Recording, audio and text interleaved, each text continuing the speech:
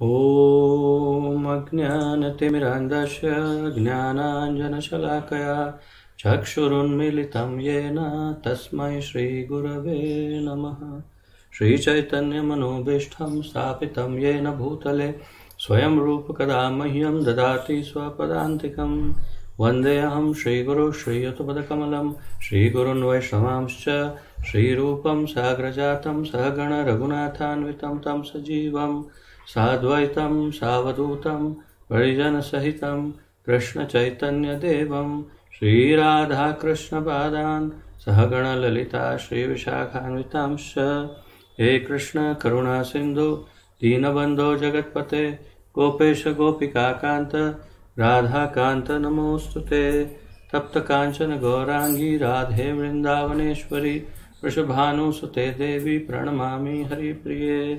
वाञ्छाकल्पतरुभ्यश्च कृपा सिन्धुभ्य एव च पतितानां पावनेभ्यो वैष्णवेभ्यो नमो नमः। अनन्तकोटि वैष्णववृन्द की जय। नमः ओं विष्णुपादाय कृष्णप्रेष्ठाय भूतले श्रीमते जयपताका स्वामिन् इति नामिने। नमो आचार्यपादाय निताय कृपाप्रदायने गौरकथाधामदाय नगरग्रामचारिणे। नमः ओं विष्णुपादाय कृष्णप्रेष्ठाय भूतले श्रीमते भक्तिवेदान्त स्वामिन् इति नामिने। नमस्ते सारस्वते देवे गौरवाणी प्रचारिणे निर्विशेष शून्यवादी पाश्चात्य देशतारिणे।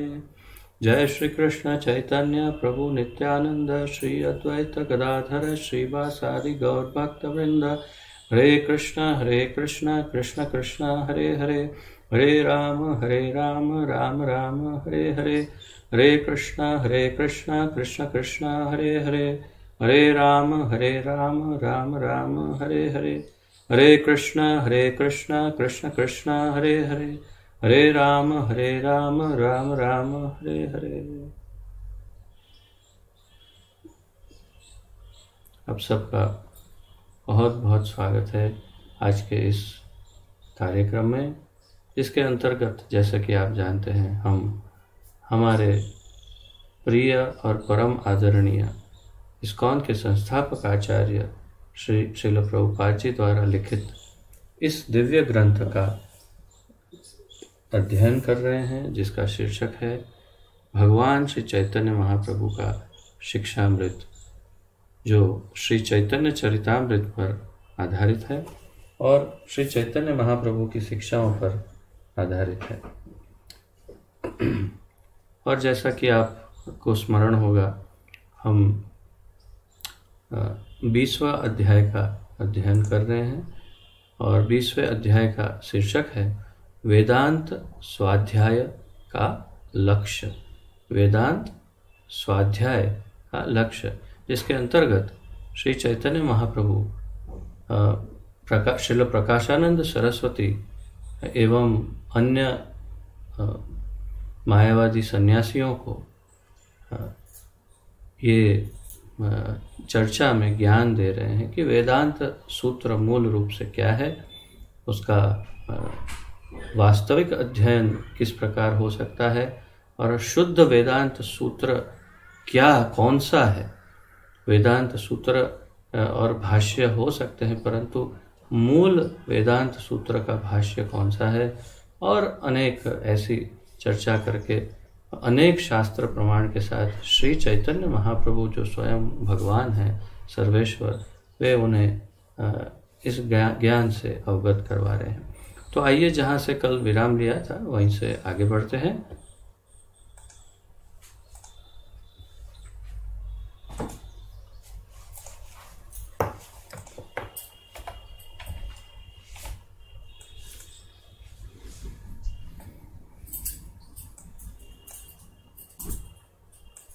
वस्तुतः जीवात्मा इस आच्छन्न अपरा प्रकृति से परे है।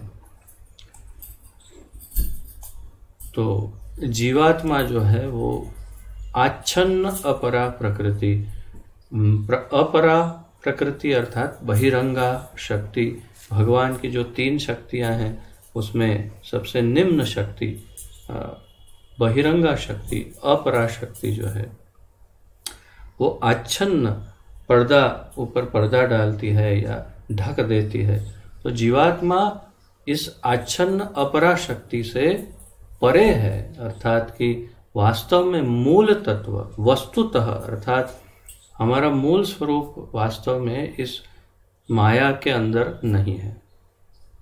जीव का मूल स्वरूप माया के अंतर्गत नहीं है। बिल्कुल वही उदाहरण जो श्री ब्रह्मा जी ब्रह्म संहिता में देते हैं, दुर्गा का जो उदाहरण देकर समझाते हैं, वही उदाहरण यहाँ पर लागू कर सकते हैं हम और उसी प्रकार समझा सकते हैं कि वास्तव में जिस प्रकार जेल, दुर्ग अर्थात जेल, और ये भौतिक संसार जो है उसमें दुर्ग, इसे दुर्ग कहते हैं भौतिक संसार को, और इसकी जो जेलर है उसे दुर्गा कहते हैं। तो वास्तव में जैसे हमारी इस सोसाइटी में किसी व्यक्ति को सजा देने के लिए, पनिशमेंट, उसे दंड देने के लिए जेल में भेज दिया जाता है। जेल के अंतर्गत वो ऐसे तो सामान्य जीवन ही जीता है, परंतु कुछ विशेष जीवन जीता है और बहुत सारी पाबंदियों के साथ जीता है। निश्चित रूप से वो अपनी इच्छा अनुसार मुक्त जीवन नहीं जी सकता वहाँ, और उसके ऊपर प्रशासन के लिए हमेशा जेलर का आधिपत्य रहता है। जेलर के बनाए नियमों के अनुसार उसे जेल में रहना पड़ता है, दंड भोगना पड़ता है। दंड समाप्त होने पर वो वहाँ से मुक्त होके जा सकता है। परंतु जेलर कभी भी ये तय नहीं कर सकते कि इसका दंड अब समाप्त हुआ और ये जाए। ये तय करना न्यायाधीश या न्यायालय, आदरणीय कोर्ट का ये फैसला होगा, और वे तय करते हैं कि इसे कब इसका दंड समाप्त होता है। हाँ, ये सिफारिश जरूर कर सकती है जेलर या जो भी वहाँ के अधिपति हैं कि हाँ, ये इनका आचरण ठीक है, थोड़ी सजा कम कर सकते हैं, ये अलग बात है। परंतु उनके पास ये शक्ति नहीं कि वे उन्हें मुक्त कर सके। बिल्कुल सेम उदाहरण, सेम एग्जाम्पल कि हम इस जेल में सब बंद हैं और यहाँ पर दुर्गा का आधिपत्य है, दुर्गा का विरचित ये जगत है, माया या दुर्गा ने ही इस जगत को बनाया है, और हम यहाँ सजा काटने के लिए आए हैं। परंतु मूल रूप से जैसे कि जेल के अंदर का कैदी जेल का जीव या तो जेल में ही प्रकट हुआ और जेल में ही मर जाएगा, ऐसे नहीं है। वो कुछ समय के लिए दंड काटने के लिए, दंड भोगने के लिए आया है। उसी प्रकार, और मूल रूप से बाहर रहता है, वो जेल में नहीं रहता। मूलतः स्वभाव उसका ये है कि वो बाहर रहता है, अभी यहाँ सजा के लिए आया। उसी प्रकार हम भी मूल रूप से यहाँ के नहीं हैं। मूल रूप से जीव जो है वो परा प्रकृति, अंतरंगा शक्ति, भगवान की जो है चिद शक्ति, तो हम आध्यात्मिक जगत के हैं, परंतु हम यहाँ पर सजा काटने के लिए आए हैं। और वो भी एकदम स्पष्ट है कि हम अपने ही कारण यहाँ सजा काट रहे हैं। और मूल कारण क्या है? मूल कारण है द्वेष, भगवान से द्वेष। एकमात्र और मूल कारण हमारा इस भौतिक संसार में आने का एक ही है, और वो है भगवान के प्रति द्वेष। अन्यथा आप सोचिए, और आप देखिए, अगर किसी कोई भी एक शहर की बात करिए, जैसे आपका ये अहमदाबाद शहर, उस अहमदाबाद शहर में मान लेते हैं अंदाजन जैसे 1 लाख लोगों की वस्ती, उतना पॉपुलेशन हो, और वहाँ एक जेल हो, साबरमती जेल आपकी, और उस साबरमती जेल में कितने लोग रहते हैं? 1 लाख नहीं, उसमें मुश्किल से 10,000 लोग रहते होंगे। तो 10,000 भी शायद ज़्यादा कह रहा हूँ, 5,000 हो सकते हैं। तो तात्पर्य यह है कि जो मूल क्या कहते हैं इसे, मूल आवास है लोगों का, वो शहर में है, और अधिक से अधिक लोग शहर में रहते हैं, थोड़े से मुट्ठी भर लोग जेल में रहते हैं।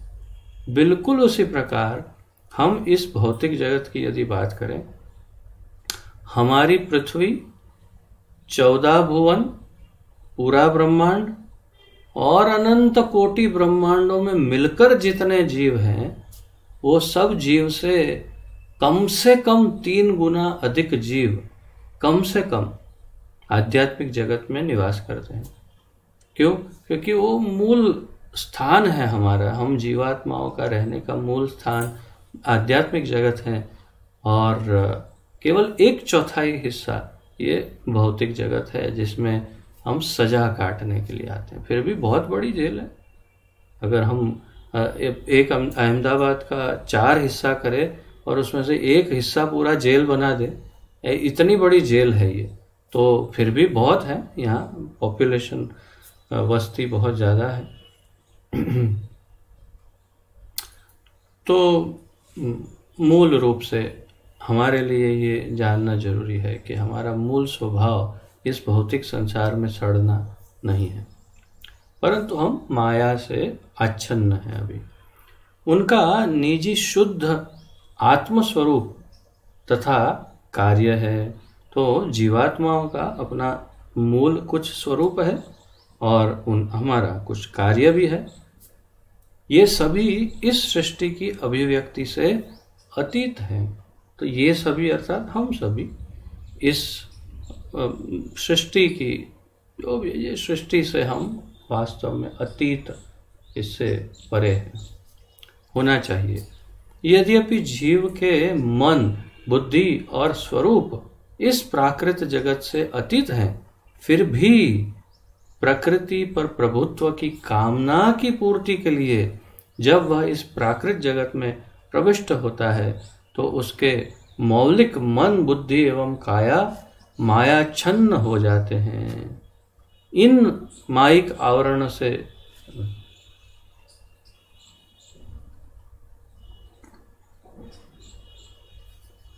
महाप्रभु अत्यंत महत्वपूर्ण और बिल्कुल सटीक, एकदम to the point, perfect knowledge दे रहे हैं, परफेक्ट ज्ञान।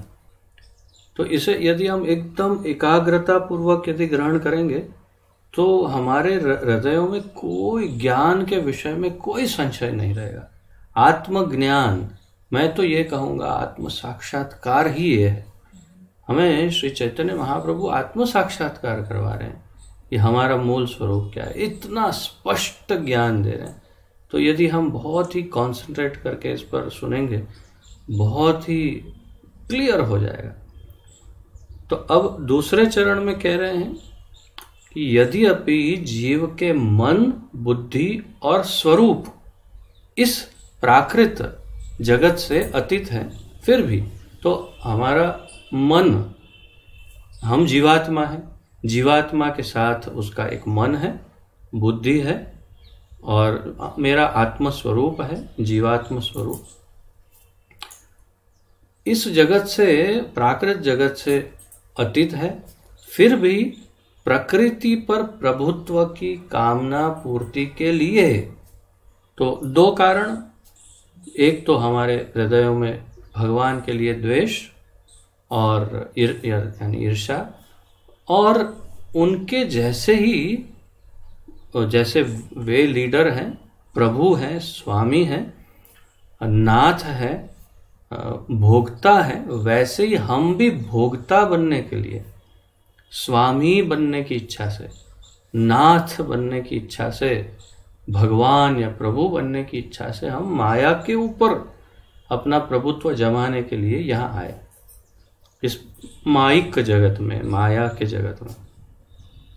तो इसलिए फिर भी प्रकृति पर प्रभुत्व की कामना पूर्ति के लिए जब हम इस प्राकृत जगत में प्रविष्ट होते हैं, तो उसके मौलिक मन, बुद्धि एवं काया, मौलिक मन, बुद्धि और काया। काया का अर्थ है स्वरूप, हमारा आत्मस्वरूप। ये तीनों जो है मायाच्छन्न हो जाते हैं।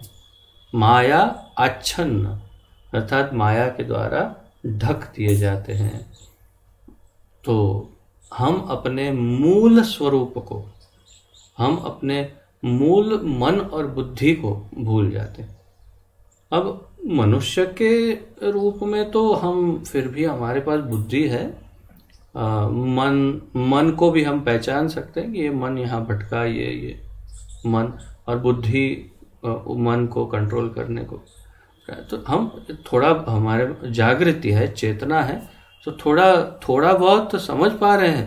परंतु आप पशुओं के बारे में सोचिए, वही जीवात्मा वही मन और बुद्धि के साथ पशु के शरीर में, और बल्कि पेड़ पौधों के शरीर में सोचिए कि वही जीवात्मा मन बुद्धि सहित उस पेड़ में जब प्रविष्ट होता है तो फिर कितने जड़वत बन जाते हैं।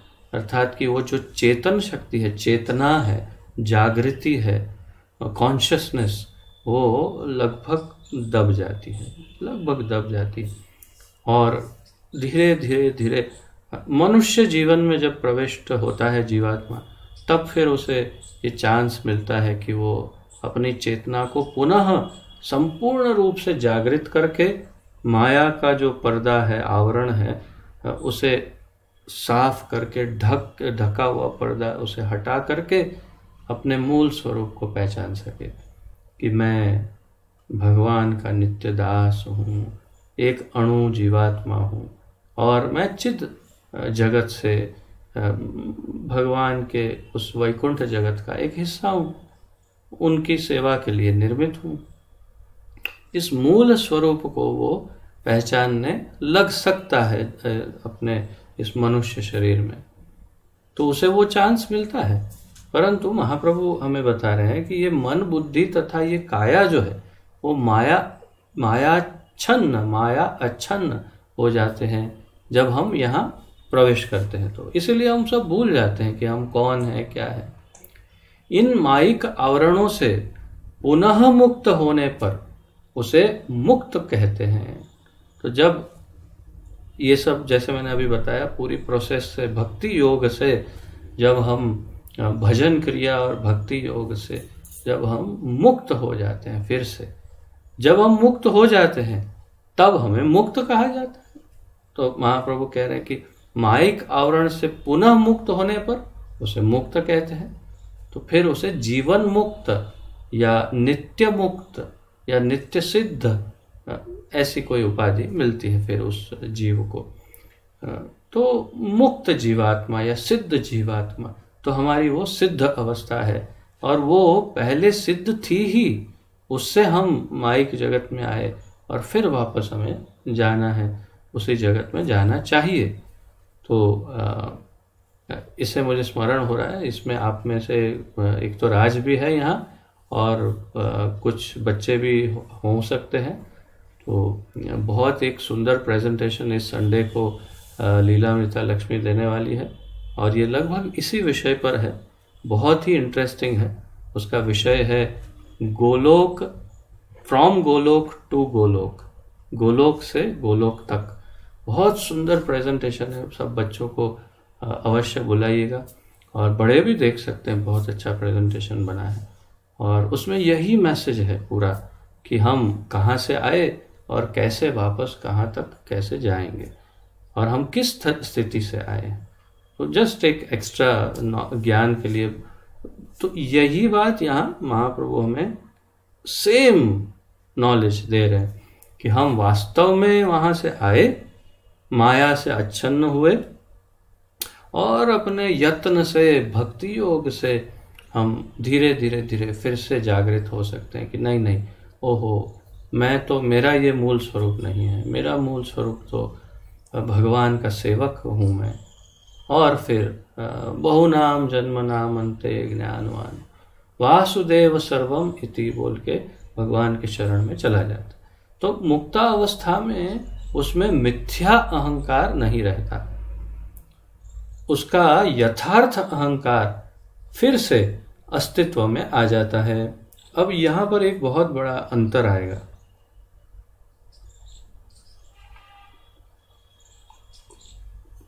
तो हमें स्मरण है कि ये चर्चा मायावादियों के साथ महाप्रभु की हो रही है, और मायावादियों के अनुसार ब्रह्म और आत्मा और सब एक ही तत्व है।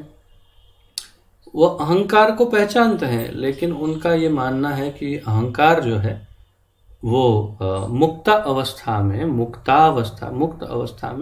अहंकार नष्ट हो जाता है। और अहंकार अर्थात क्या? मैं ये हूं, इसे अहंकार कहते हैं। परंतु फिर ये जब अहंकार नष्ट हो जाता है तो मैं ये हूं की पहचान समाप्त हो जाती है, और फिर वो ब्रह्म बन जाता है। ऐसा भ्रम उन्हें है। वो ऐसे समझते हैं कि हम अपना अस्तित्व खो देते हैं और हम ब्रह्म में एक तत्व हो जाते हैं। उसी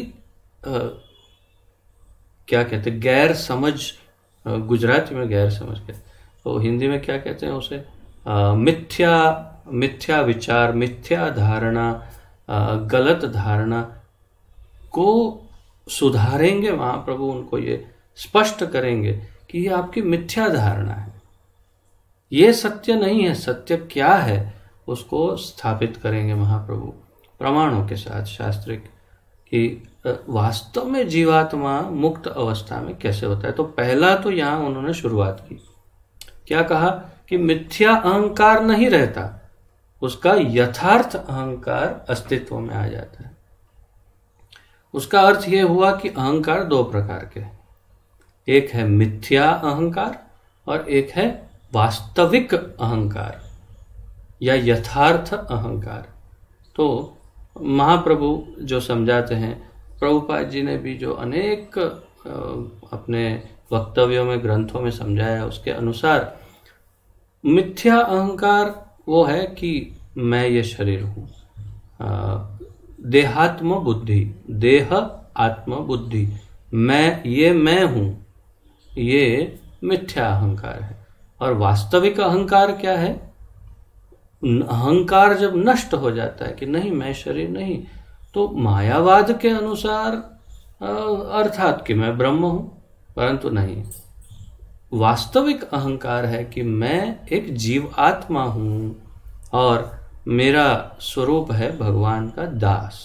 मैं अणु हूं और वे विभु हैं, वे मेरे नाथ हैं, स्वामी हैं, और मैं उनका सेवक हूं।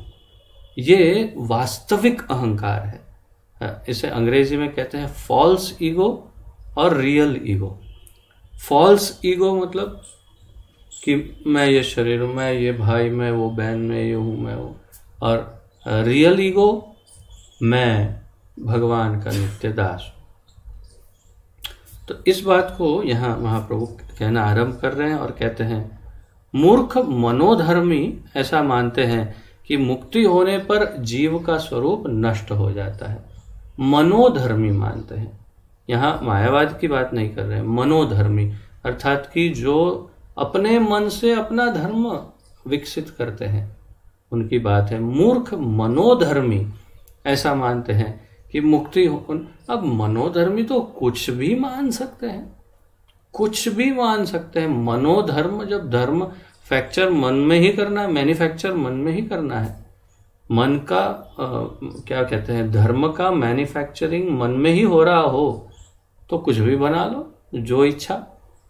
तो ये मनोधर्मी ऐसा भी मानते हैं कि मुक्ति होने पर जीव का स्वरूप नष्ट हो जाता है, किंतु वास्तव में ऐसा नहीं होता। महाप्रभु कहते हैं, श्री भगवान का शाश्वत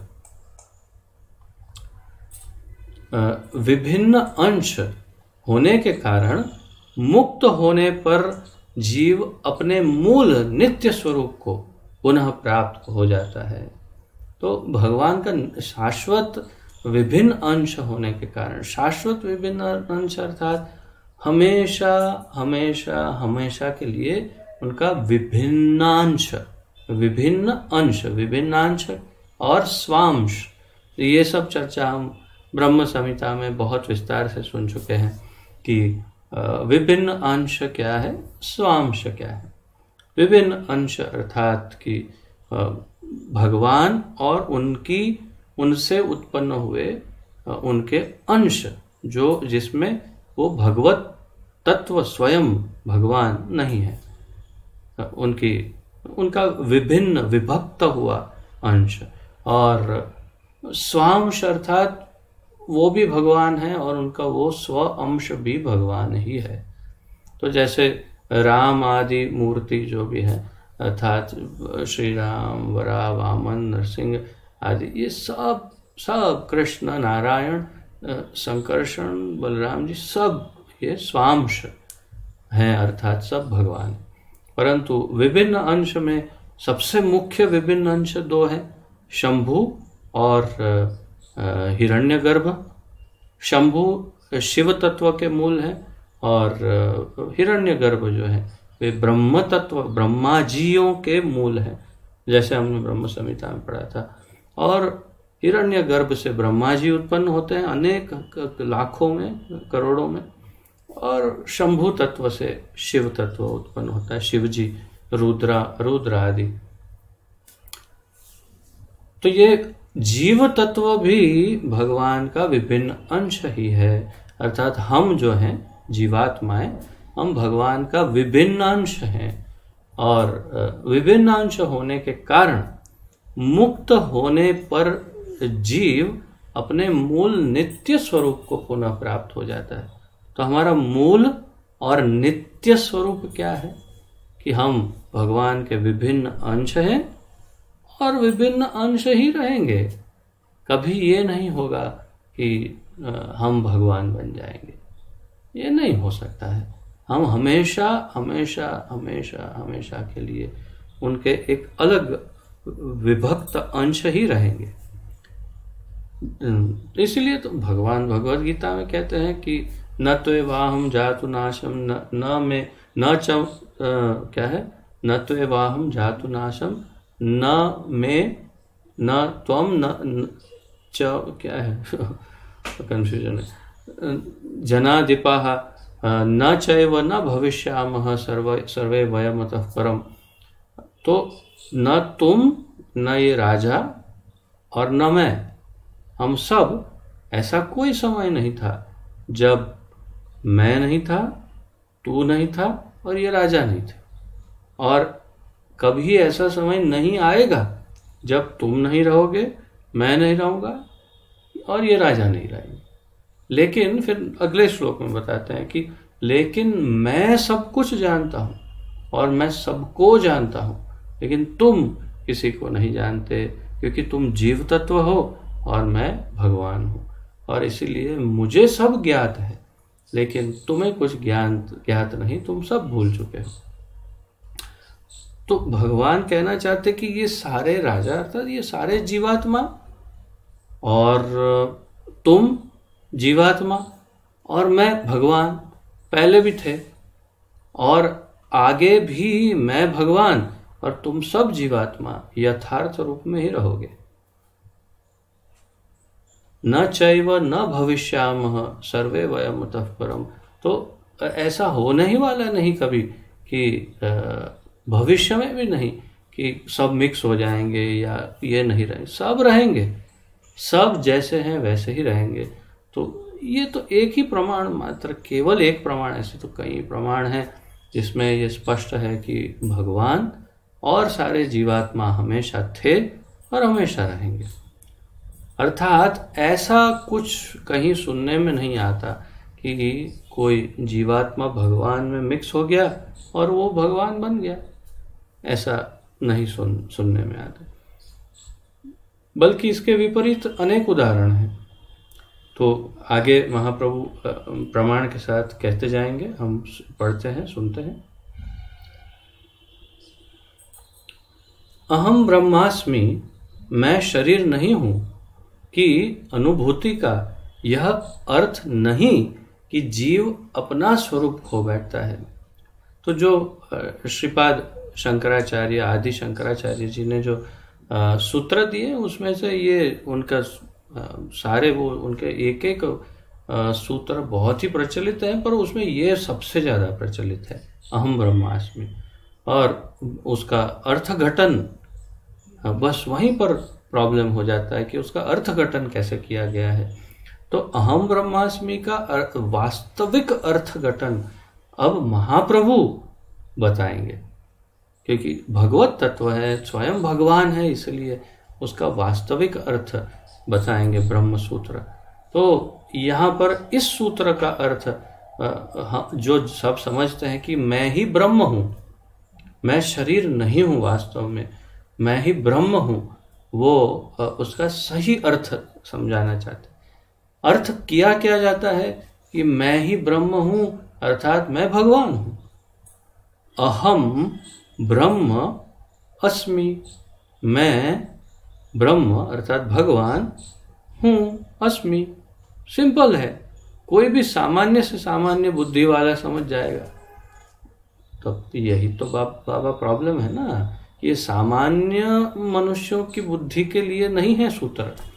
ये श्रीपाद शंकराचार्य जैसे अत्यंत गुह्य, बहुत ही प्रकांड विद्वान पंडित द्वारा लिखा हुआ है, तो ये सामान्य अर्थ कैसे है इसका?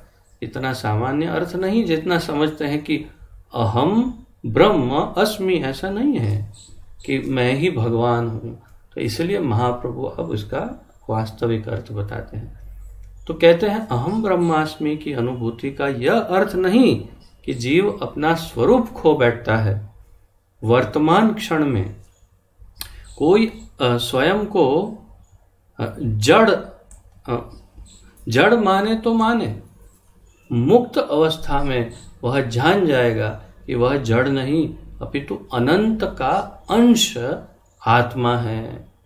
अर्थात आप अभी क्या अपने आप को मानते हो उससे कोई फर्क नहीं पड़ने वाला है, क्योंकि जब आप इस जगत से मुक्त हो जाएंगे तब आप अपने स्वरूप को पहचान जाएंगे कि मैं एक अणु जीव आत्मा हूँ और भगवान का अंश हूँ और उनका एक सेवक हूँ उनके, परंतु मैं भगवान स्वयं भगवान या ब्रह्म नहीं हूँ।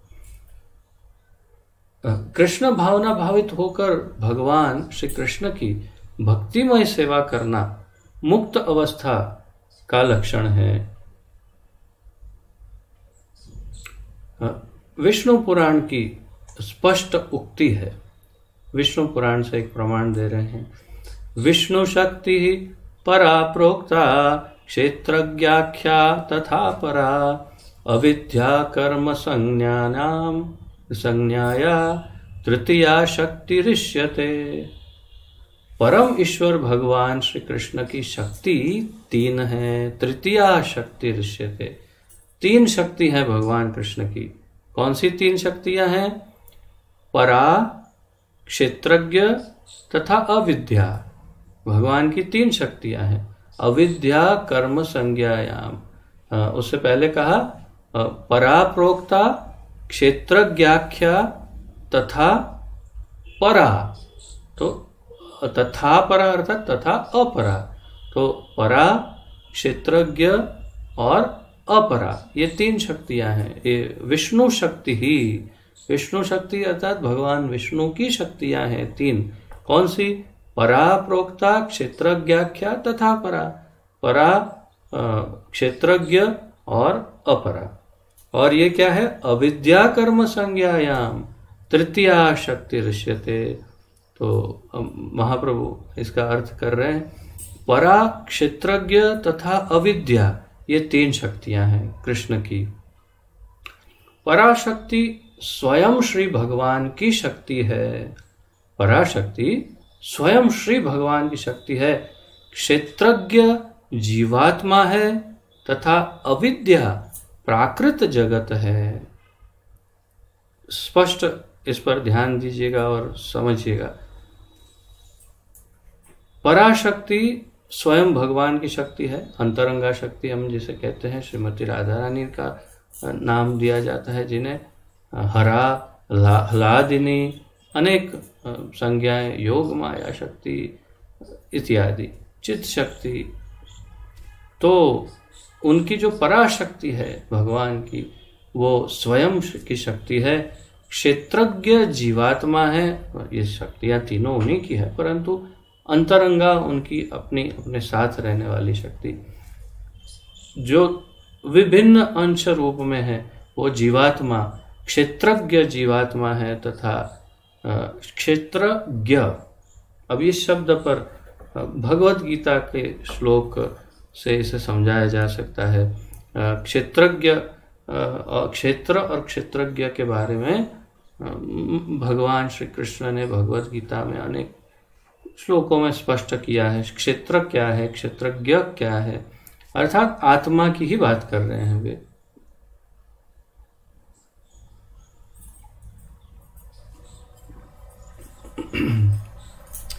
तो क्षेत्रज्ञ अर्थात जीव आत्मा, जो क्षेत्र का जानने वाला, तथा अविद्या प्राकृत जगत है। तो अविद्या, ये प्राकृत जगत को अविद्या कहते हैं। इसे माया कहते हैं क्योंकि इसके प्रभाव से जीव को अपने वास्तविक स्वरूप का तथा भगवान से निज संबंध का विस्मरण हो जाता है। इसे माया क्यों कहते हैं, इसका प्रश्न का उत्तर, माया क्यों कहते हैं इस अविद्या प्राकृत जगत को या प्रकृति को, बहिरंगा शक्ति को क्यों माया कहते हैं? माया इसलिए कहते हैं क्योंकि इसके प्रभाव से अर्थात हम जीव इसके प्रभाव के अंतर्गत हैं, प्रभाव में, इसके प्रभाव से जीव को अपने वास्तविक स्वरूप का तथा भगवान से निज संबंध का विस्मरण हो जाता है। एक सामान्य उदाहरण, एक मदिरा पान करने वाले व्यक्ति का उदाहरण लेते हैं। जो मदिरा पान करते हैं, मदिरा, भांग आदि जो भी जिससे नशा चढ़ता है, तो मदिरा पान किया है और फिर इतना ज़्यादा मदिरा पान किया है कि उसे बिल्कुल भी होश नहीं। उसे पूछते हैं, हाँ आपका नाम क्या है? मेरा नाम याद नहीं आ रहा है। नाम याद नहीं आ रहा? अच्छा, कहाँ रहते हो? कुछ याद नहीं है, कुछ भी याद नहीं, बिल्कुल सब विस्मृति हो गई। फिर उसे खड़ा करके उस पर एक बाल्टी पानी डाला, थोड़ा सा, हाँ क्या हुआ, कौन? हाँ मेरा नाम याद आया। फिर उसको धीरे धीरे नशा उतरने दिया। नशा उतरते उतरते उतरते उसको धीरे धीरे, जैसे जैसे नशा उतर रहा है, धीरे धीरे याद आ रहा है, हाँ मुझे याद आया, मैं ये हूँ। और जब पूरा नशा उतर गया तो उसे स्पष्ट याद आ गया, ओह मैं कौन हूँ। बस यही उदाहरण, सेम एग्जाम्पल। इस माया के कारण हम अपने वास्तविक रूप तथा भगवान के साथ का हमारा जो संबंध है उसको भूल गए कि हम कौन हैं। हम अपने आप को शरीर मानते हैं, मैं ये शरीर हूँ, और हम ये भी भूल गए कि हम भगवान के नित्य दास हैं। तो अत्यंत महत्वपूर्ण, जो सबसे अधिक महत्वपूर्ण हमारी पहचान है, वो पहचान ही हम भूल गए, और इसीलिए हम दुख भोग रहे हैं। हमारा दुख का कारण केवल एकमात्र है। अगर हम दुख भोग रहे हैं तो उसके पीछे केवल एक ही कारण है दुख का, और वो ये है कि हम अपने मूल स्वरूप को भूल गए। देहात्म बुद्धि है, मैं ये शरीर हूँ, और इस शरीर को कोई भी कुछ बोलता है, कुछ करता है, कुछ नहीं करता है, तो या तो बहुत खुश हो जाते हैं या बहुत दुखी हो जाते हैं।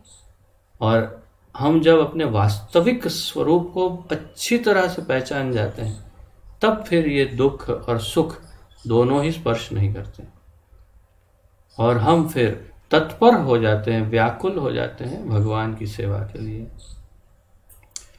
निष्कर्ष ये है कि जीव श्री भगवान की ही एक शक्ति है। परतत्व के अणु अंश होने से जीव कहलाते हैं। तो भगवान निष्कर्ष क्या है इस श्लोक में कहा कि जीव भगवान की एक शक्ति है, वो ठीक है, परंतु एक परत तत्व का अणु अंश होने के कारण उसे जीव कहते हैं। जीव, जीवात्मा या जीव, जीव शब्द का अर्थ ये है कि हम उस बड़े परम आत्मा का एक अंश है, उसे जीव कहते हैं। कभी कभी हम जीवाणु कहते हैं, अर्थात छोटे छोटे कीटाणु या जीवाणु, छोटे छोटे एकदम। कृत्रिम रूप से जीव तथा भगवान को समान समझने से, कृत्रिम रूप से अर्थात आर्टिफिशियली, अप्राकृत रूप से या जबरदस्ती या मनोधारणा से भगवान को और जीव को एक समझने से क्या होता है, क्योंकि दोनों ही ब्रह्म अथवा आत्मा है, ऐसे ये मानते हो कि हम तो भगवान के अंश हैं, तो वो ब्रह्म है तो हम भी ब्रह्म हैं, वो आत्मा है तो हम भी आत्मा है, भले ना साइज में फर्क है तो क्या हो गया। तो इस बात को ध्यान में रखते हुए यदि हम ये सोचे कि हम भगवान के समान हैं, तो महाप्रभु कहते हैं, अर्थात इस श्लोक में बताया है, निश्चित रूप से यह मोह होगा। ये निश्चित रूप से इसे मोह ही समझा जाएगा। तो अर्थात ये माया की, प्रभुपाद जी अन्य जगह पर समझाते हैं कहीं पर कि वास्तव में माया का आखिरी फंदा जीव के ऊपर क्या है, उसे ये समझा देती है माया कि तुम ही भगवान हो। ये माया का आखिरी फंदा है जीव पर, और जीव ये समझता है कि आहा, अब मैं जीवन मुक्त हो गया और मैं भगवान हो गया। तो ये वास्तव में माया का आखिरी फंदा है कि नहीं, तू रह इधर ही रहे, मेरे ही अंडर कार्य कर, मुझे सेवकों की बड़ी आवश्यकता है और तेरे जैसे की तो बहुत ज़रूरत है जो यहाँ पर मेरा काम करते रहेंगे। तो अगर कोई जीव ये समझता है कि मैं भगवान हूँ, समझना चाहिए कि माया के आखिरी फंदे में, चंगुल में फंस गया है। प्रायः मायावादी विद्वान वैष्णव के सामने एकदम व्याकुल से हो जाते हैं, क्योंकि वे जीवों के माया बंधन की व्याख्या नहीं कर सकते। महाप्रभु ये व्यक्त कर रहे हैं कि जो मायावादी हैं वो वैष्णव के इस सिद्धांत के सामने व्याकुल हो जाते हैं, क्योंकि उन्हें माया के बंधन की व्याख्या की समझ नहीं और वो नहीं कर पाते। वे मात्र इतना कहते हैं, क्या कहते हैं, यह माया के कारण है, ये जरूर कह देते हैं वो, ये सब माया के कारण है। किंतु वे ये नहीं बता सकते कि यदि जीव परात्पर है तो फिर मायाच्छन्न कैसे हो गया। क्योंकि मायावादी का, देखिए, मायावादी किसे कहते हैं, मायावादी उसे कहते हैं जो भगवान को भी माया में घसीट के ले आते हैं, उन्हें मायावादी कहते हैं। और वे ऐसा कहते हैं कि जो भगवान, जिसे हम भगवान कहते हैं, वो परतत्व जब प्राकृत जगत में आता है, जड़ जगत में, तो वो भी माया से आच्छन्न हो जाता है, ऐसा उनका मत है। और वो सिर्फ इतना कहते हैं कि ये माया के कारण, जो भी है सब माया के कारण, ये जगत माइक जगत है, ब्रह्म सत्य लेकिन जगत मिथ्या है, वो ऐसा कहते हैं। परंतु जैसे यहाँ कहा, किंतु ये वे नहीं बता सकते कि यदि जीव परात्पर है, जीव ये तो स्वीकार करते कि जीव तो परात्पर है, अर्थात कि भगवान ही है, मतलब अर्थात सब हम ब्रह्मास्मि, हम तो वही तत्व है, तो फिर मायाच्छन्न कैसे हो गया।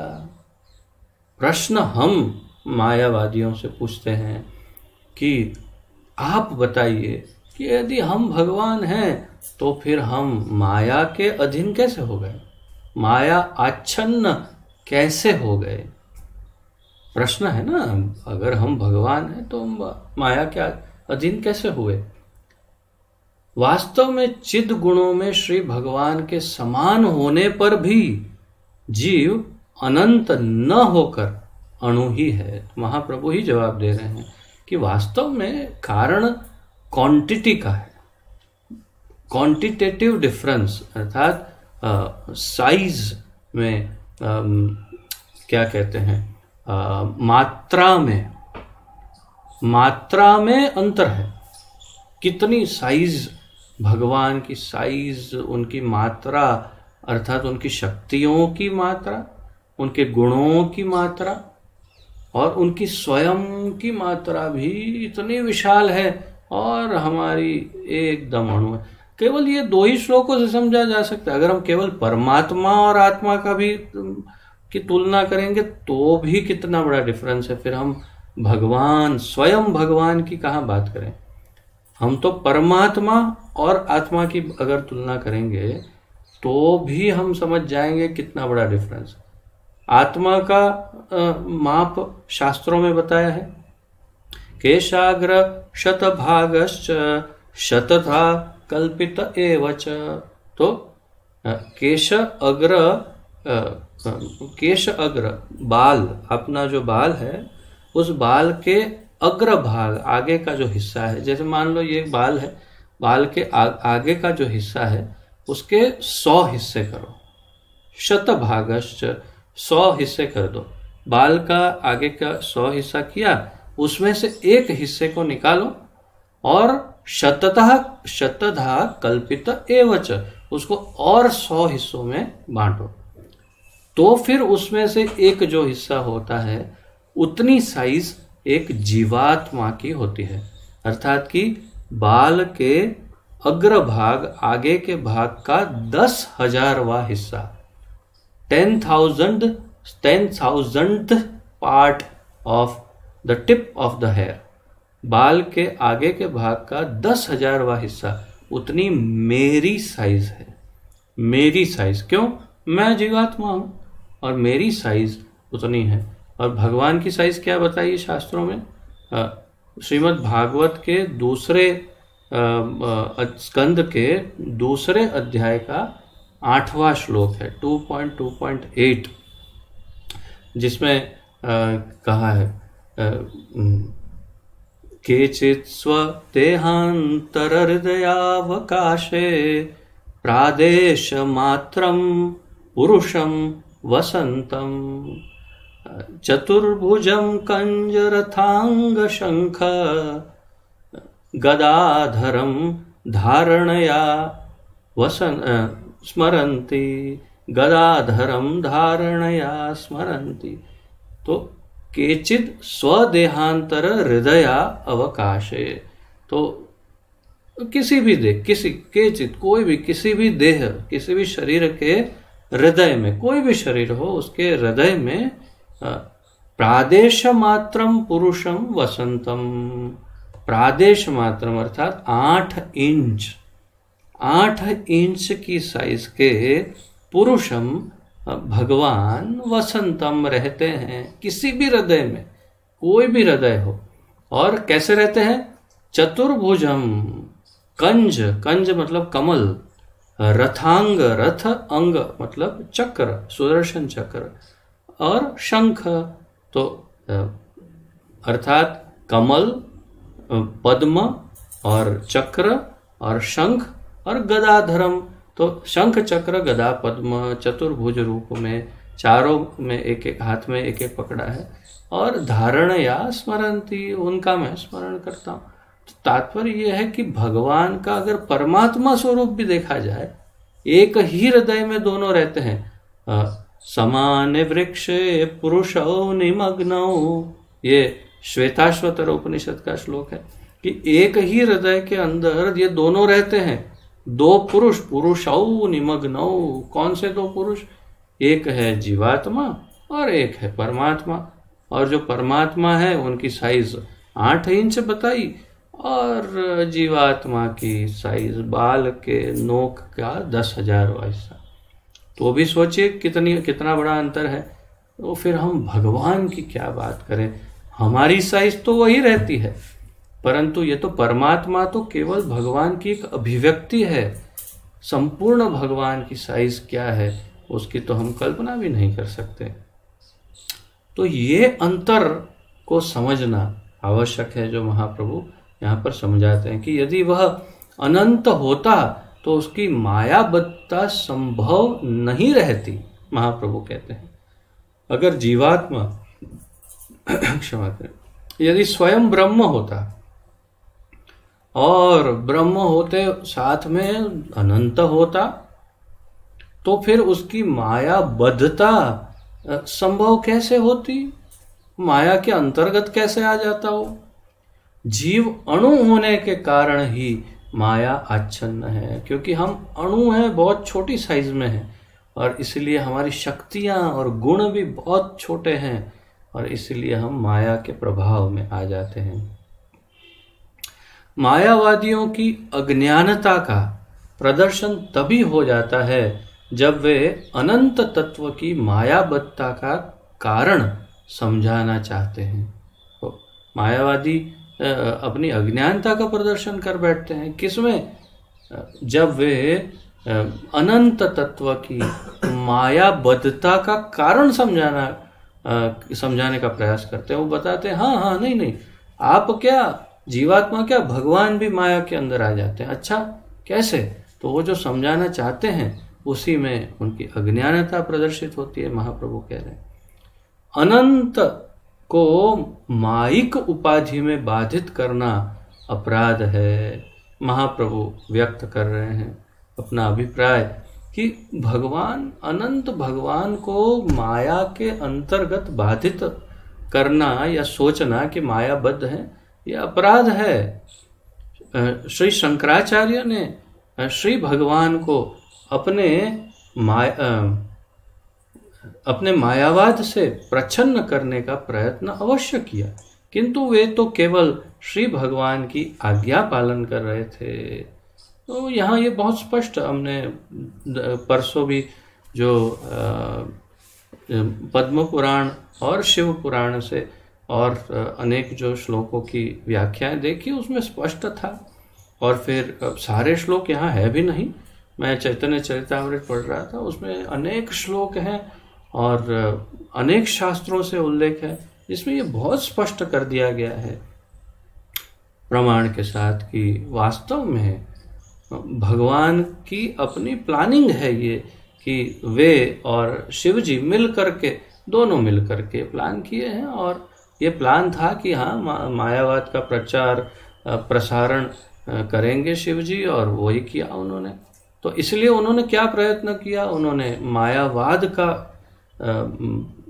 प्रवर्तन करके, जैसे यहाँ कहा है कि श्री भगवान को अपने मायावाद से प्रच्छन्न करने का प्रयत्न अवश्य किया। किसको प्रच्छन्न, किसको ढकने का प्रयत्न किया?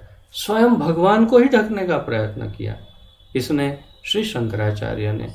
किंतु वे तो केवल भगवान की आज्ञा का पालन कर रहे थे। उनका प्लान इस वास्तव में ऐसा करना तो था ही नहीं, भगवान की इच्छा की पूर्ति कर। अब जैसे मैं आपको एक और उदाहरण देता हूँ, जय और विजय। जय और विजय को जब 4 कुमारों ने श्राप दिया कि अब आप भगवान से आपको अलग होना पड़ेगा, तो फिर भगवान ने उनसे कहा कि भाई ये आप उनका थोड़ा कुछ कंसेशन दीजिए, मेरे सेवक हैं, ऐसा कुछ। तो फिर उनको चॉइस दी। ऐसा भागवत में तो ऐसा मैंने पढ़ा नहीं, परंतु अन्य पुराणों में और अन्य आचार्यों के आलेखनों में या अन्य संत जनों के अभिप्राय में ऐसा सुनने में आता है कि उनको पूछा गया कि आप सोचिए, आपको 7 जन्म आप भगवान के मित्र बन के धरती पर रहेंगे, या फिर 3 जन्म आप उनके विरोधी, दुश्मन बनकर। और ये बात स्पष्ट रूप से अवश्य लिखी है, श्रील प्रभुपाद जी ने टीका में लिखा है अपने क्या कहते हैं उसे, वक्तव्य में उन्होंने लिखा है कि भगवान की अपनी इच्छा कि मुझे युद्ध करना है, और अपने एक अत्यंत शक्तिशाली, अपने समान शक्तिशाली कोई हो ऐसे अपने समान शक्तिशाली बलवान व्यक्ति से युद्ध करने की जो इच्छा है, वीर रस जो है उसका आनंद लेने की इच्छा, तो इसलिए भगवान ने ये प्लान किया। और कौन कर सकता है? कोई, किसी की ताकत नहीं है। मेरे अपने ही पार्षद कर सकते हैं जो मेरे समान चतुर्भुज रूप में है, स्वारूप्य मुक्ति जो प्राप्त किए हैं, वो मेरे समान जो है वो ही मेरे समान शक्ति में मेरे साथ युद्ध कर सकते हैं। तो फिर चलो जय विजय को थोड़ा चेंज हो जाएगा और मुझे 3 जन्मों तक उनके साथ मजा आएगा थोड़ा। और जय विजय ने क्या स्वीकार किया? उन्होंने कहा कि नहीं, हम 3 जन्म भगवान के विरोधी बनेंगे, हम अधिक दूर नहीं रह सकते भगवान। 7 जन्म कौन, नहीं, 3 जन्म में बस हो गया, उससे अधिक हम भगवान से दूर नहीं रह सकते। तो उनका प्रेम ही था और वो भगवान की सेवा ही करने के लिए ये हिरण्याक्ष, हिरण्यकशिपु, रावण, कुंभकर्ण और शिशुपाल दंतवक्र बन गए और भगवान की इच्छा की पूर्ति की उन्होंने। तो भगवान की अपनी इच्छा की पूर्ति। अब देखिए, जब वो आए तो कोई देवी देवता नहीं थे जो उनको इतने त्राही त्राही हो गए सारे देवी देवता कि भगवान की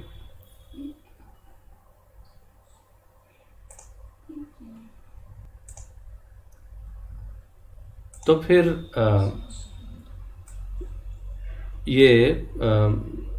यह स्मरणीय है, आगे कहते हैं महाप्रभु कि यह स्मरणीय है कि उनकी शिक्षा तात्कालिक आवश्यकता थी, शाश्वत सत्य नहीं।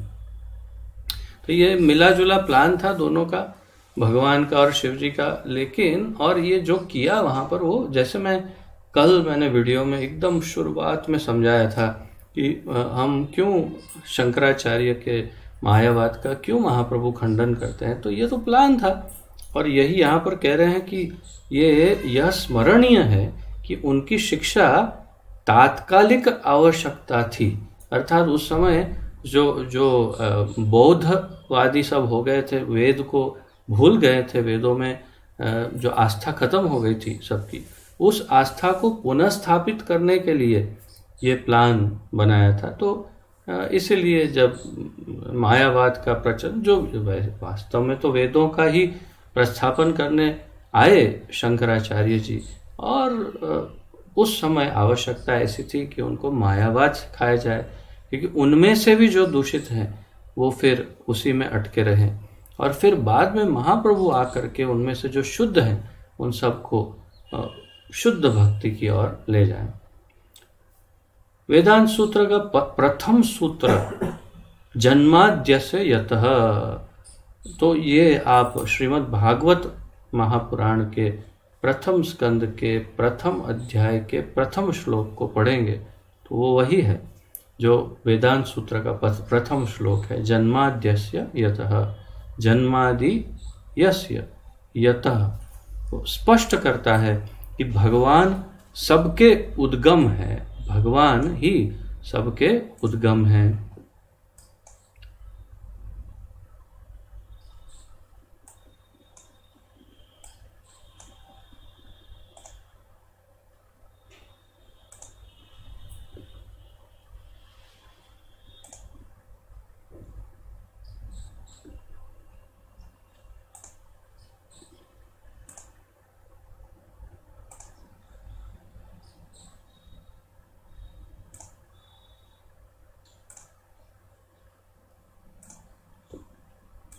अतः सब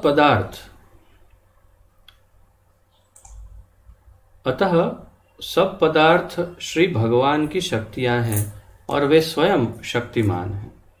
तो महाप्रभु कह रहे हैं कि इसलिए सारी शक्तियां जो है वो भगवान की शक्ति है और भगवान शक्तिमान है। तो 2 शब्द हैं, शक्ति और शक्तिमान। शक्ति शक्तिमान की होती है, अर्थात कि शक्तिमान कंट्रोलर है, शक्ति उसके अधीन है। श्री शंकर ने मिथ्या तर्क किया है कि यदि परिणामवाद, शक्ति के परिवर्तन को स्वीकार कर लिया जाए तो परतत्व अविकारी नहीं रहेगा। तो ये एक जो अत्यंत उन्नत चिंतक है उनके लिए ये थोड़ा अच्छा खुराक है। वास्तव में परतत्व जो है अर्थात भगवान जो है वो अविकारी है, अर्थात उनमें कोई विकार कभी नहीं हो सकता। परंतु श्री शंकराचार्य ने ऐसा तर्क प्रस्तुत किया कि जिसे यदि परिणामवाद को सीखा, तो उन्होंने परिणाम इस तरह से उन्होंने प्रस्तुतिकरण किया कि यदि भगवान वो अविकारी तत्व माया के अंतर आ जाता है, अंतर्गत आ जाए, तो वो विकारी हो जाता है और उसमें विकार आ सकता है। ऐसा उन्होंने मत प्रस्तुत किया, तर्क प्रस्तुत किया। किंतु यह सत्य नहीं है, महाप्रभु कह रहे हैं।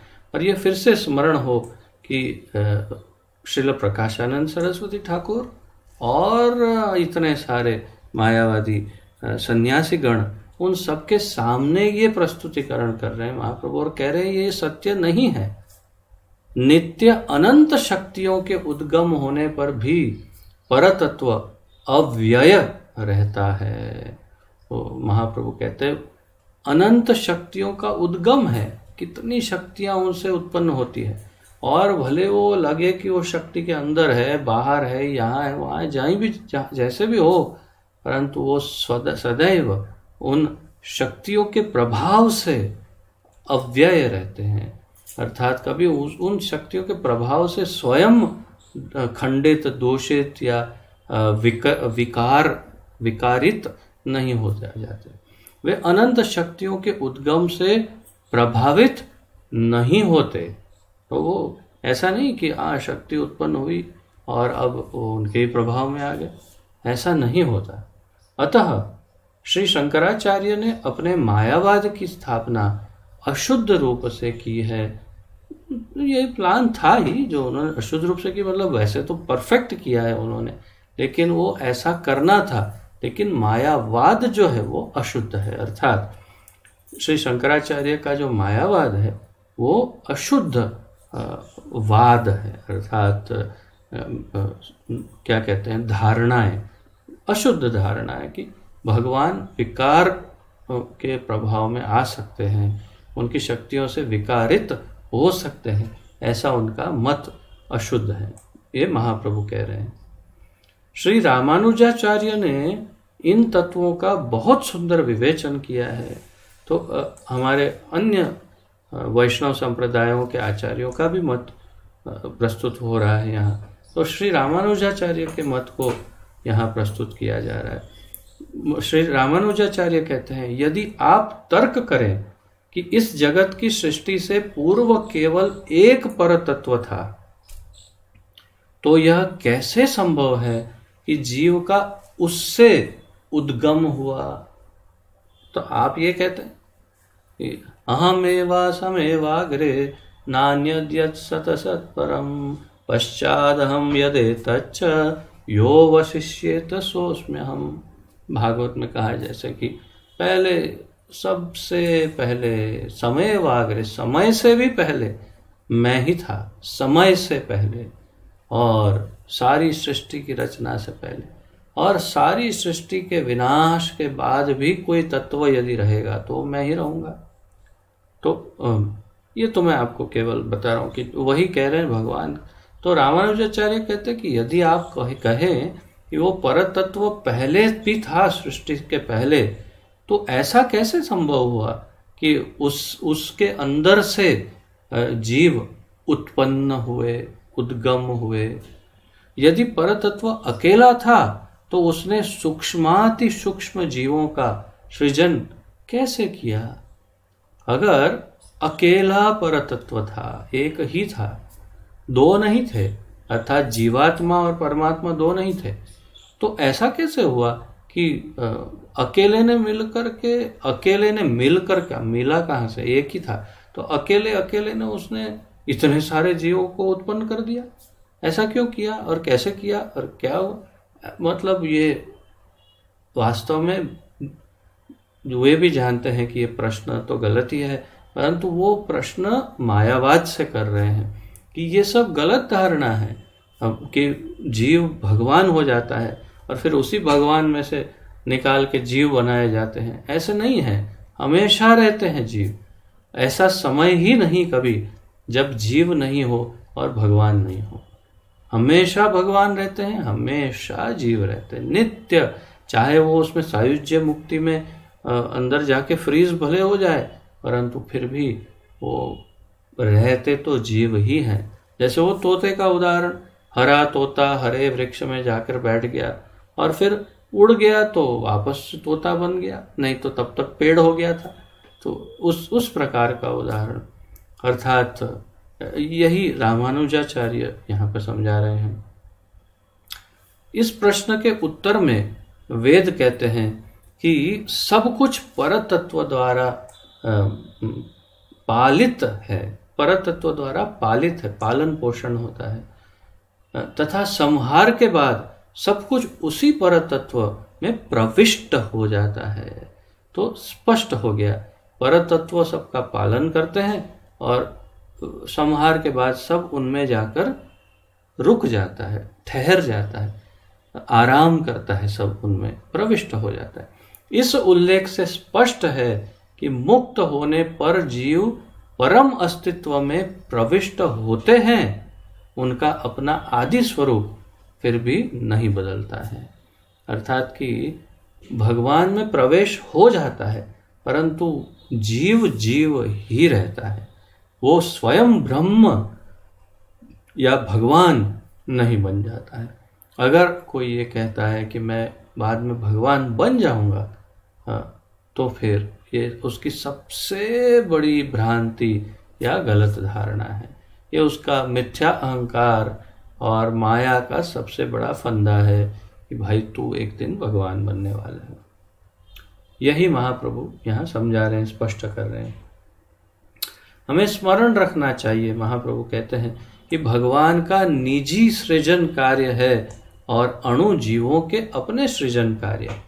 भगवान अपना कुछ का काम करते हैं, जैसे आप घर में 4 जन रहते हैं, चारों का कुछ कुछ अपना अपना कार्य है। एक जन रसोई में कुछ काम करता है, एक जन ऑफिस में काम करता है, सबके अपने अपने कार्य है। वैसे भगवान का अपना कार्य है और जीवों का अपना कार्य है। यह नहीं कि मुक्त होकर 5 भौतिक शरीरों के नष्ट होने पर, यहाँ पंच होना चाहिए, 5 भौतिक शरीरों के नष्ट होने पर परातत्व से एक होकर उनका सृजन कार्य नष्ट हो जाता है। अर्थात ऐसा नहीं कि जीवात्मा भगवान बन जाता है और फिर सारे जीव जब भगवान में मिक्स होकर भगवान बन जाते हैं तो उनका कामकाज बंद हो जाता है, ठप हो जाते हैं। अब क्या बनाऊं मैं, ये सब तो एक ही हो गए, अब मैं ही अकेला रह गया, अब क्या बना के करूं। ऐसा नहीं है, भगवान और जीवात्मा अलग रहते हैं। भगवान का अपना कार्य चालू रहता है और जीवात्मा हो सकता है कुछ समय के लिए निष्क्रिय होके शांति से बैठ गए हो, ये हो सकता है, जैसे प्रलय में आदि। लेकिन जीवात्मा का अपना कार्य है, भगवान अपना कार्य करते रहते हैं, क्योंकि दोनों हमेशा रहते हैं, कभी मिक्स नहीं हो जाते। जैसे मिट्टी, एक बड़ा मिट्टी का एक गोला लिया, उसमें से मिट्टी में से 4-5 टुकड़े निकाले, कुछ बनाया और फिर थोड़ा बोर हुआ तो सोचा ये सारी मिट्टी में मिला दो। अब देखना, ये मायावादी जो भी है शंकराचार्य के ही फॉलोअर नहीं, बल्कि कई ऐसे भ्रांत धारणी हैं हमारे हिंदुत्व में कि जो कई ऐसे बाबा हो गए जो ऐसे ऐसे उदाहरण देते थे, अरे तू तो मिट्टी है, एक दिन मिट्टी में मिल जाएगा, सब एक ही तत्व है, सब एक तत्व हो जाएंगे। ऐसे बोलने वाले कई ऐसे बाबा जी, कोई अर्थात बाबा जी का अर्थ है कोई ऐसे कोई संत जिसे कोई कहते हैं, ऐसे कई सिखाने वाले मिले हैं इस भूमि को। शुद्ध तत्व सिखाने वाले बहुत कम मिलते हैं। तो 4 प्रमुख संप्रदायों के आचार्यगण और स्वयं भगवान श्री कृष्ण या महाप्रभु ये हमें शुद्ध ज्ञान देते हैं कि वास्तव में ऐसा नहीं कि मिट्टी में से लौंदा निकाला, उसमें कुछ बनाया, फिर वापस अंदर डाल दिया, एक तत्व हो गया, आहा, ऐसा नहीं है बाबा। और जीव जीव ही रहेगा, भगवान भगवान ही रहते हैं हमेशा। हाँ, तो इसके विपरीत मुक्त अवस्था में ही जीव के सृजन का शुद्ध प्रकाश हुआ करता है। अर्थात कि हम यहाँ पर तो क्या सृजन करते हैं, कुछ सर्जन करना, कुछ भी हमारा छोटा छोटा कार्य, परंतु हम जब मुक्त हो जाते हैं तब हमारा वास्तविक कार्य आरंभ होता है। क्या? भगवान की सेवा का कार्य। वो हमारा मुख्य सृजन कार्य है जो मुक्त होने के बाद आरंभ होता है। यदि बद्ध अवस्था में भी जीव की क्रियाओं का प्रकाश होता है तो मुक्त अवस्था में उनका समाप्त हो जाना कैसे संभव है? महाप्रभु कहते हैं अगर आप इस धराधाम में आकर के कुछ ना कुछ कार्य करते रहते हैं तो फिर बद्ध अवस्था में, जैसे जेल में कोई कैदी को एक जगह पर बहुत कम, कोई बहुत ज्यादा ही भयानक कोई होगा तो उसको बेड़ियां बांध के बैठाते हैं, लेकिन फिर भी वो इधर उधर तो टहलता ही है ना। ऐसे तो नहीं कि एकदम ऐसा उसको जमा दिया हो। तो अगर जेल में भी काम करता है, अर्थात इस धराधाम पर काम करता है, तो फिर मुक्त होकर क्यों फ्रीज हो जाएगा? तब तो वो उसका वास्तविक काम करना आरंभ होगा, और वो है भगवान की सेवा का कार्य। जीवात्मा का मुक्त अवस्था में प्रवेश करना पक्षी के वृक्ष प्रवेश, पशु के वन प्रवेश अथवा यान के आकाश में प्रवेश करने जैसा है। 3 उदाहरण दिए। एक तोता, हरा तोता उड़ करके हरे वृक्ष में बैठ गया और खो गया। अरे कहाँ गया तोता? क्या हुआ? तोता कहाँ है? तोता कहाँ है भाई? तोता वृक्ष बन गया। ओ अच्छा, तो ठीक है, तो कोई बात नहीं। क्या हुआ? तोता वृक्ष बन गया, बहुत अच्छा। एक पशु दौड़ करके जंगल में घुस गया। ओ कहाँ गया पशु? कहाँ है?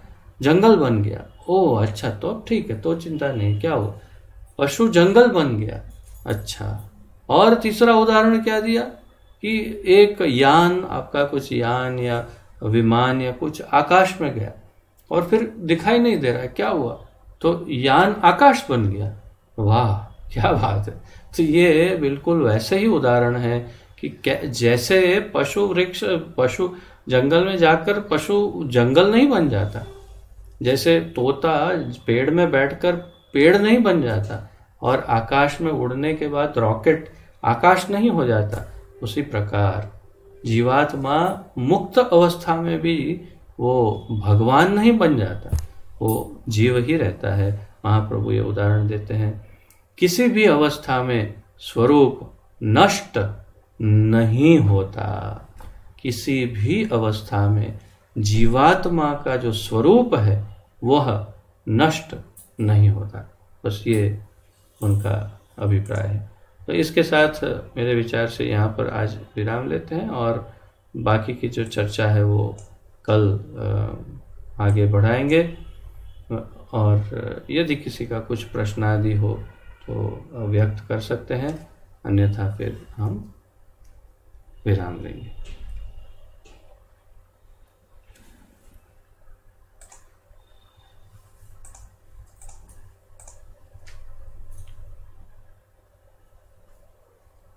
किसी का कोई प्रश्न आदि?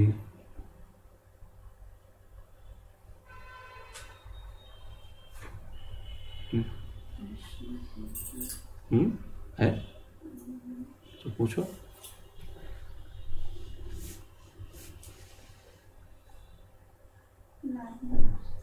ना पूछो, दूसरों को फायदा होता है प्रश्नों से।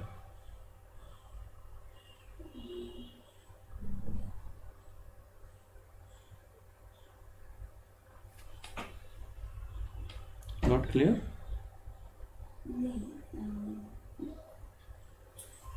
सोल है ना, वो जो तीनों चीजों से कवर्ड रहता है, कवर रहने के बाद जब उसकी एक्चुअल जब वो कवर हट जाता है, 3 चीजों से कवर रहता है? नहीं मतलब 3 चीजों से? कौन सी 3 चीजों से?